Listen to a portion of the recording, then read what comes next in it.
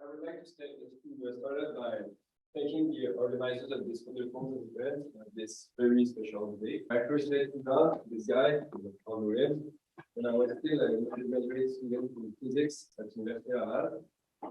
And at that time, I was getting more and more interested in representation theory. And a professor of the program, Atelier, referred me to Ivan for an internship at Septembre-Octobre. So during only one summer, Ivan taught me the basics of mathematical research and the importance of computing examples for studying abstract problems, which is not so common in pure math. And today, I can definitely say that the aspiring mathematician that I have become helps him a lot, and I'm really grateful for everything.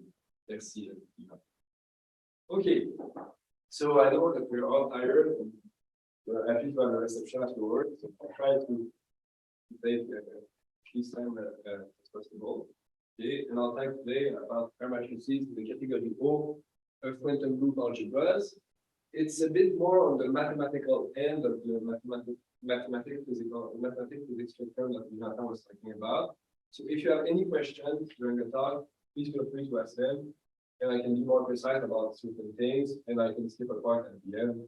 So we'll start with a bit of motivation, and I'll define every important thing a bit more precisely later on in the talk. So we'll fix first G. We'll fix first G in the high category algebra with Q, complex number which is non-zero and not a root of unity. And I'll denote by UQG the quantum group algebra attached to G. That is the quantum affine algebra or the quantum group associated to this algebra, but we'll take that for level 0. Okay, so this is an up algebra, and it is well known that the corresponding category of finite dimensional UQG module is generically graded.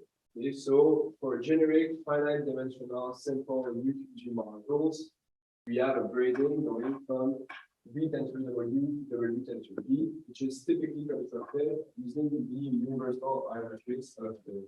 So the goal of a series of papers by Atelier, by supervisor in Paris, and of this work is to generalize this to infinite dimensional module.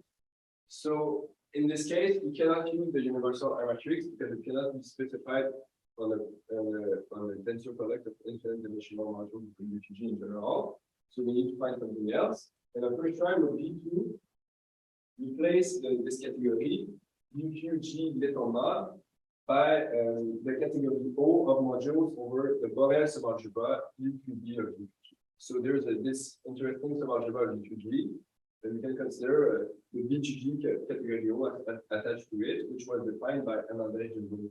The problem is that this category is not generically graded, so we cannot find a generic R-matrices for it.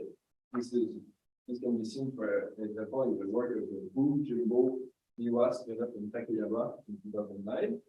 So this was a bit too ambitious. Okay, so a second, less ambitious idea, it would be to consider instead what is called the negative subcategory O minus of O. Okay, this is a strict subcategory, and it was defined by Hernandez in 2016.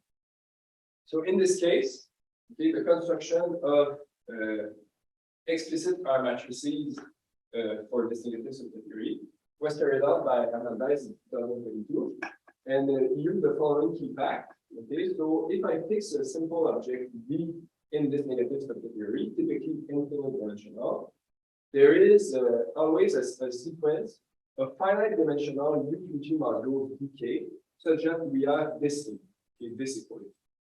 And what is this equality? First, this guy here is called a normalized Q character. So we have seen Q characters in the talks by Ryu a week ago. But if you did not see the talks, you can think about these as kind of like Q-twisted characters, Q-twisted version of the usual character. So some generating function for here the dimension of the eigenspaces of V with respect to some commutative subalgebra of UQG. And here this relation is just saying that the limit of the normalized Q character of the VK is the normalized Q character In fact, this is a profound representation theoretic result because it permitted to Hernandez to construct R-matrices for the negative subcategory O minus, as roughly said, limits of R-matrices for the category UQG level 1. So, yeah, yeah, perfect. They live in this category, and when I write little mod here, so mod in middle school, it means finite dimension or finite integral. It's maybe confusing because I use my own word. They are finite dimension. It's with it's my favorite writing. Sorry. Okay. So the thing is that we have a similar positive subcategory O plus, which is related to this category O minus by some isomorphism of quoted different. This is some ring attached to the category. And this isomorphism of quoted difference preserves the classes of simple modules, which is a nice base for this. A nice geometry. Okay, and this isomorphism was proven by Hernandez et al. In 2016 again. So we have the two natural questions are, first, can we construct explicit gradings for O plus? And are these gradings related to the R-matrices already found by Hernandez or O minus? And two, is there a deeper relationship between these two categories, O plus and O minus, than this isomorphism? For example, is there some functor F, which goes from O plus to O minus, which is invertible, exact, and in some sense compatible with the product? So we have some obstructions for unfortunately. First, the key fact that Hernandez used is not valid for O plus.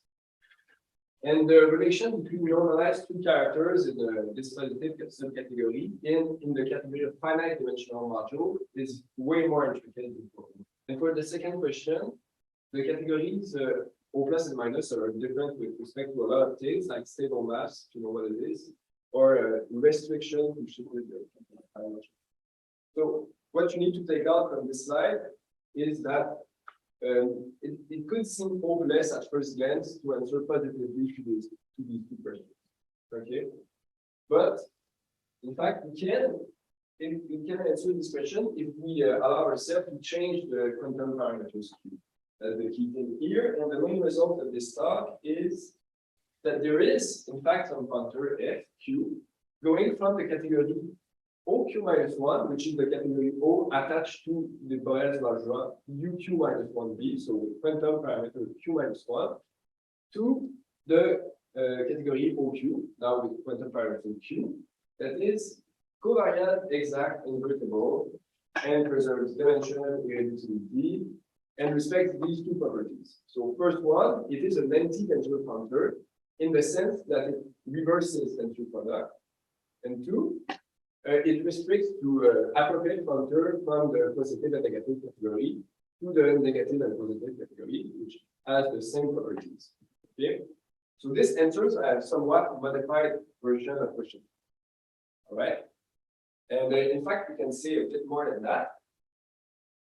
And okay, so I did not talk about this now, but I will talk about it later. So in fact, the action of FQ on this category OQ minus 1 is entirely determined.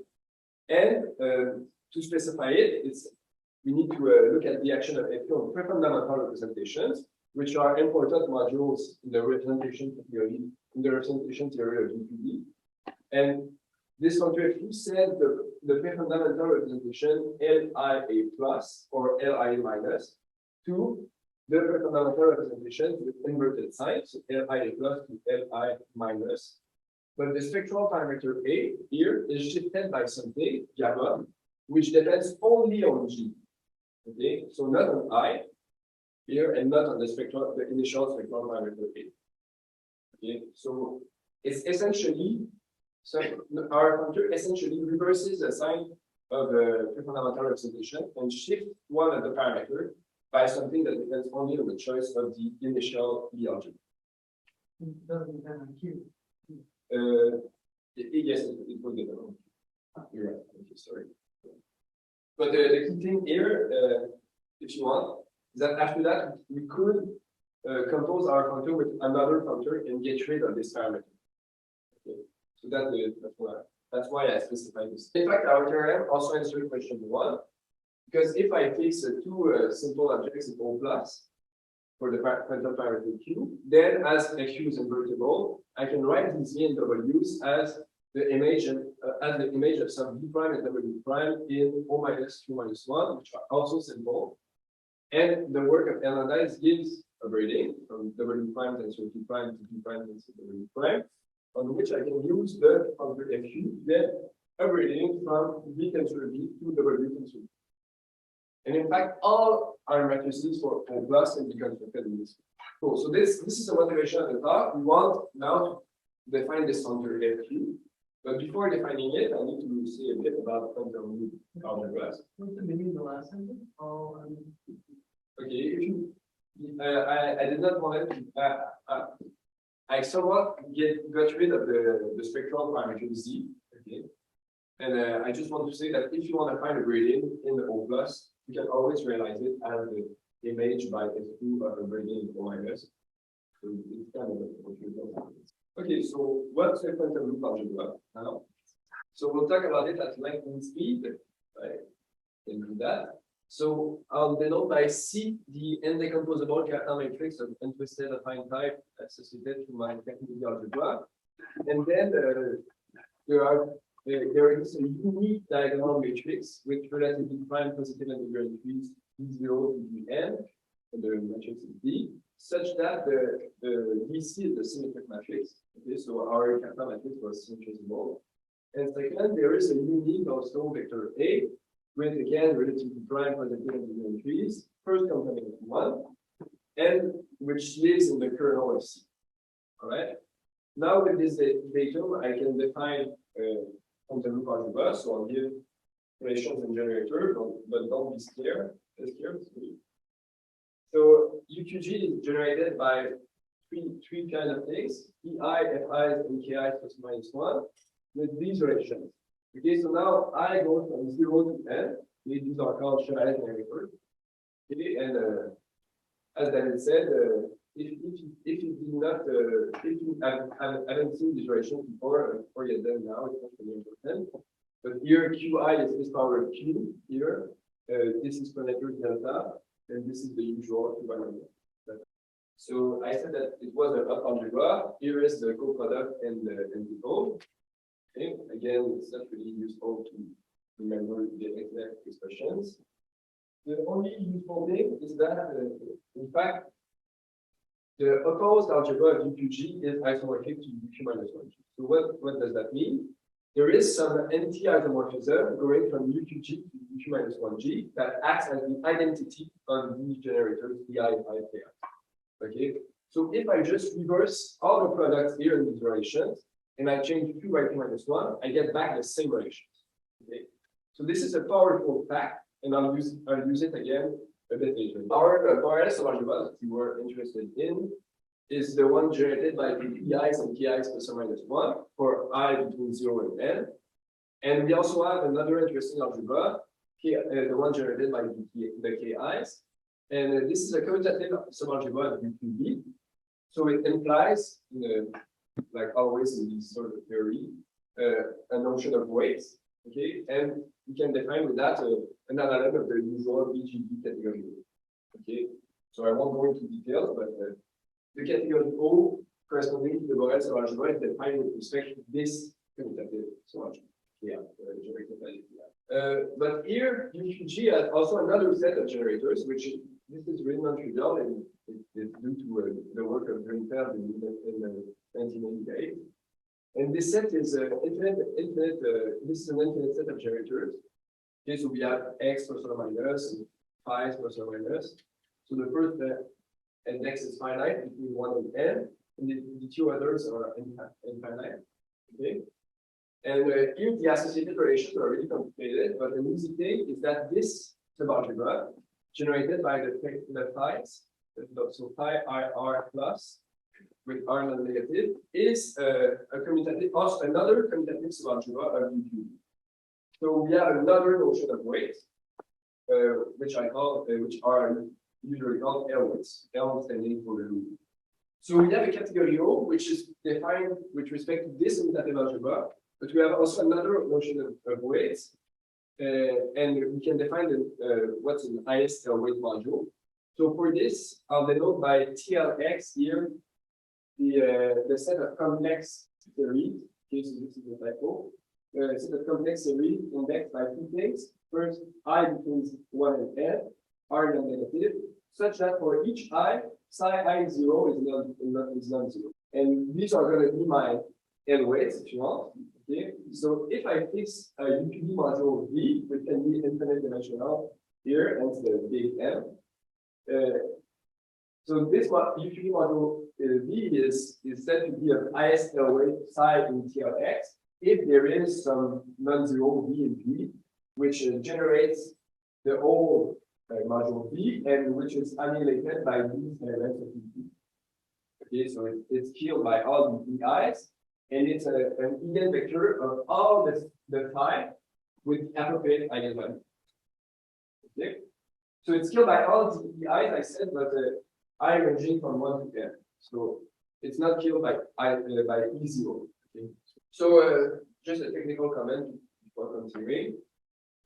Instead of thinking about complex sequences for L weights, we'll now think about a series of n generating functions. Okay, so if you fix some complex sequence, you can define these generating functions for the mode I R, and I'll associate the sequence with the sequence of generating functions. And with that, I can endow TLX with the structure of a group with respect to pointwise multiplication of power sequence. So we have now this classification theorem in managed to go. First, there is a unique simple UPD module of highest weight psi to isomorphism for any psi in TLX. And second, a complete list of non-isomorphic simple objects of O are the L psis with the psi indexed by this set R, which contains all the sequences such that the corresponding rational functions are all rational, such that the corresponding generating functions are all rational. In this set, we have three important subsets of important objects. First, the simplest rational functions being the constant functions. If we take u being in this in c times to the n, in fact, the corresponding simple I-straight module is of dimension 1, and it's not an invertible representation because of this. The second simplest n tuples of a rational function is this one. So all my rational functions are taken to 1 except one of these functions, which is linear or of degree -1. So I need to specify two things for defining this L weight. First, the place where it isn't 1, and second, the slope of this linear function of this function of degree 1 -1. So that's what I say. If I fix I to 1 and n and a a non-zero complex number, I can define this L weight C I A plus or minus 1 by this thing, and the corresponding modules are the infinite dimensional. These are already important in the interdimensional system, and you can see the work of Frankel and Mendez in 2015. I'm not really an expert, but I need to say it. So with these two L weights, I can generate all of R, but there are some nice L weights that I need to define also. These are the YIA. So again, if I fix I and A as before, I can define this L weight by this. So it's always 1 except at one place where it is defined by this rational function. And the corresponding modules are called the finite dimensional fundamental representation. And they parameterize all finite dimensional UPD modules in the sense that the module L psi is finite dimensional if and only if psi is a monomial and the Y with possibility of U. So this is an important fact. Please remember it for right. You don't appear as quotients of the free fundamental. They appear as subquotients of tensor subquotients of tensor product of the fundamental. It's pretty complicated. The last thing that I need to define for this section, here is a precise definition of O plus and O minus, but for us, we'll just say that O plus is the whole category of O, which is generated in some sense by the finite dimensional modules and the positive fundamental representation. And O minus, same thing, but positive goes negative. Okay, perfect. So this was a lot of information, but what do we want to prove again? Perfect. So Because that we want a functor which is covariant, exact, invertible, going from OQ minus 1 to OQ, which is well behaved with respect to tensor product and respect to appropriate functors that's defined categories. And when you face such a problem, the easiest thing to try is to find try to find a fallback. Is try to realize this functor as a fallback and now the right isomorphism going the other way around. From UQ B is 3B to UQ minus 1B. Okay. So that's what I'm going to do. So you have an algebra isomorphism, and then you can take a UQ minus 1 modules and transform it to a UQ module by twisting the action with the exponent. All right. So what's a natural isomorphism? Here is one. Okay. And you can remark that this is exactly the definition of the integral from the Chevalier generators. But this is an isomorphism, and the Chevalier and the integral is an isomorphism. So in fact, what I did is I composed the integral of UQ minus 1G with the anti-isomorphism associated UQG to its opposed algebra, which already associated with UQ minus. So here is an isomorphism. Don't care where it comes from. And the associated fallbacks really restrict to an appropriate functor from OQ minus 1 to OQ, which is trivially exact invertible, preserved dimension and irreducibility. The inverse is even given by this nice formula. So we have this nice condition. Okay. But yeah. And in fact, the properties of the integral makes FU into an anti-tensor functor for free. Okay, so we have already proven almost everything. We only remain to show that it sends a positive fundamental representation, LIA plus, to a negative fundamental representation, LIA gamma minus, where this shift gamma only depends on G and Q. Yeah, so, all right. Can you give it for SL2? Yeah, I'll give it for SL2. But in general, there is no generalization for this fundamental representation. So you cannot solve this by an explicit computation. And you need to go a bit more abstract. Okay, so this is highly non-trivial. It is like the hard part of the problem. And here's the strategy. Okay, so it's a bit complicated, but because you cannot compute explicitly the LOA, the ISLOA, because this isomorphism SQ really does not behave well with respect to this other generating set. Okay, so you can do that. There are formula known to the co-products from this other generating set even by not really. There's a formula known, it's called the green co-product, but it goes into so it's not for SLM. But in general, not you have another co-product, a green co-product, but it goes into like a computed tensor product. So it's a bit complicated. Okay, so what's the strategy for proving this? For psi R, we already know that FU of psi is a simple object again, because this was simple if FU preserves irreducibility. So we can call its IS12, its IS psi of Q. Okay, and we'll see the map psi goes to psi of Q, so that's a bit what you said, but it's a bit complicated now. And here's the strategy. We first show that the FU inverts invertible representation. So it sends mu it sends mu to mu minus 1. Okay, this is PD, both on this relation. After that, we show that this is in fact a group automorphism of R. Okay, and this is slightly R and uses two characters and results about tensor products at home. After that, we show that FU is compatible with fundamental representations and sends the highest weight of a fundamental representation, which is finite dimensional for UQ minus 1 to a fundamental representation of UQ. And this is the hardest part, how to do it. But as the Q preserves dimension and as a fundamental representation is finite dimensional, we know that this ISL weight must be a monomial in the Y's with possibly some U. Okay, and after that, we use some results about weights of fundamental representations. In fact, about the rest of the weights of the finite dimensional representation.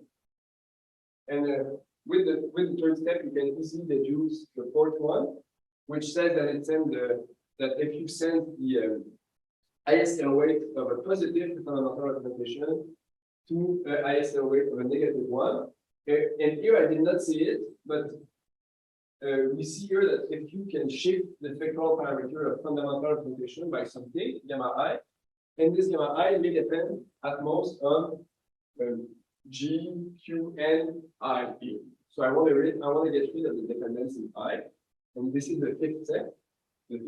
Sorry. And so we show that gamma I is equal to gamma 1, so it's a gamma for Ri, and this is again R.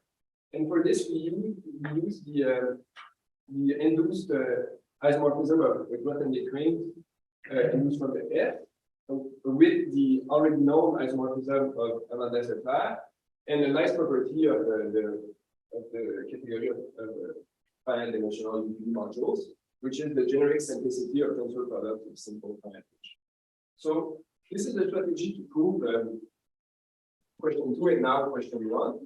But there are also other uses for FQ, as we can deduce new relation in the Grothendieck ring of O. And these are like generalizations of QQ tilde systems or QQ star systems. Okay, so these are important relations in this theory. And we can also deduce new remarkable factorizations for our gradients. Okay. So I have a long section, but I can go fast. I can go fast on it. Okay, so we had some luck, but how did we find this isomorphism and why does it work with the simplest one? Okay. So the method I did, like Ivan would think, is to do examples and make an appropriate guess, which is possible as we have explicit orientation for these fundamental representations when G is SL2 or SL2. In general, we don't, but for these lower end case, we do. We can find, we can compute a bit. But here's another hint at why it worked. Okay, so I go fast on this. If I take G equal SL2, so this is really special. Okay, it's not general at all. Well, it's interesting. Then I can define this two-sided ideal of UQ minus 1b, which is generated by only one element, X plus. Okay, and at this time. At this moment, I can find that the positive fundamental representation L11 plus is a Verma module for this quotient algebra, which is deeply linked to the QOC after. After that, the negative fundamental representation, but now with spectral parameter gamma, okay, is also a Verma module for quotient algebra of UQB. But here, the corresponding two-sided ideal is generated by this guy, which depends on gamma, that I call X minus. So instead of finding a functor FQ that sends this guy L plus to this guy L minus, I can look for some isomorphism from UQ to UQ minus 1 that sends X minus gamma to something non-zero proportional to X plus. And then I would have some in. And if it is compatible with Verma, this will be the function I want. I can take the pullback and take exactly what I want. So one choice of such an isomorphism is given by SQ with gamma equal to minus 2. So this is gamma for SL2. And other choices work, so my functor isn't unique. And one other choice of isomorphism is the one that sends EI to EI, FI to EI, FI to FI, and KI to KI minus 1 with this gamma. Okay, so this is also an adequate functor FQ if I take the pullback. But I chose PQ to be SQ because then we with respect to tensor. Okay. So the take home from this slide is that sometimes when you want to find a functor that sends a given symbol to a given symbol, it is useful to think about this symbol as quotient of the algebra by some two-sided ideal and look at what kind of morphism sends the ideal here to the ideal here. Okay, so this is the take home part. Okay, 5 more minutes. Yeah, this finishes the rest. So with this functor FQ, I could also try to construct a similar functor FQ to what I call shifted quantum affine algebras. But this is kind of hard as my isomorphism SQ is not well behaved with respect to this other generating set. And shifted quantum affine algebras only have this other generating set. But a nicer application would be to extend the celebrated generalized quantum affine Chauval dualities of Klein-Keshua-Akin, which are defined with respect to R-matrices of finite dimensional modules, some categories, some bigger categories by using the R-matrices that I found for O plus and that is found for O minus. Okay, so that would be a pretty cool application of it. But this is for further work, and I thank you. I'm ready for some questions if you want. And here's again, so I'm working with device light. So it's essentially ice and food. Thanks. Merci, Théo. Questions for Théo? Over there. Yep. So just so I understand, so you have proved existence of R matrices for example, two L pluses. Okay, so for two of L pluses, actually, it was already proven, the existence, but the construction of the explicit R matrix was not known. So in fact, So maybe for SL2, it was known from both Jim. Because in fact, if you take only pre-fundamental Mhm. you consider the product of like O plus with O plus, okay, it's always simple. So because it is always simple, there is always a problem. But the form of this matrix was not known, and now if you know the form for a product of L minuses, you can deduce the form for a product of L plus.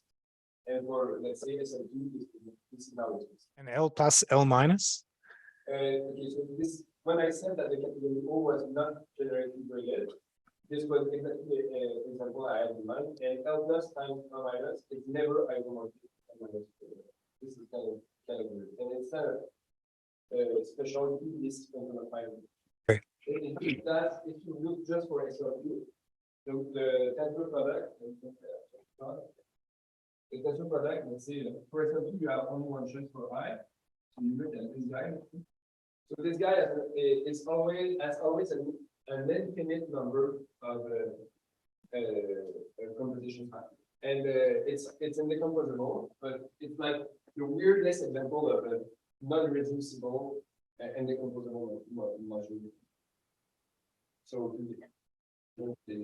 this is a really weird structure. So that's interesting because I thought I had such an R matrix by solving RLL's LLR relations. Not. We could talk a bit more about this. Yeah. But it's for maybe it's a difference of settings. But for this, the contemporary algebras, quantum group algebras, and SM2 app, it's proven the paper from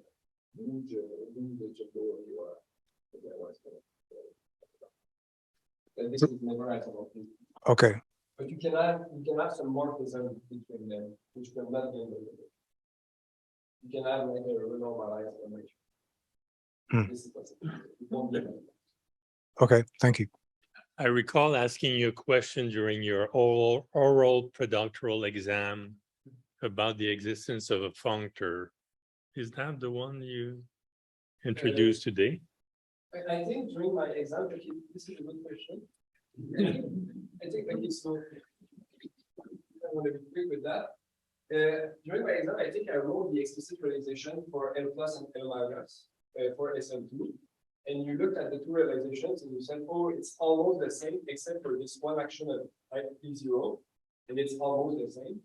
And I think you asked me if there was a way to go from a fundamental to the one to the it's a so like the most obvious country going from one to the other would be, in fact, the one which is then used from this other isomorphism here. And this was the first one that I worked with. And your functor works for all G. All G. And computing the gamma is doable, or? Yes, but it depends on the. So you have two generating sets. You have the Drinker-Algebra one, which is finite, and the Drinker one, which is infinite. You have some correspondence between these, but this correspondence is not unique. Okay? It depends on a lot of things. Okay? And it's not really, it's not especially well known. Okay, and if you change this correspondence, you will change the gamma. Okay? So this gamma is not really interesting at the and as I said, now that we know that we have a functor that acts as we want, but there's like a shift gamma that we don't care. We can get rid of them by composing our function with some other function. Okay. So, at all practical purposes. Thank you. All right, so let's thank Theo again.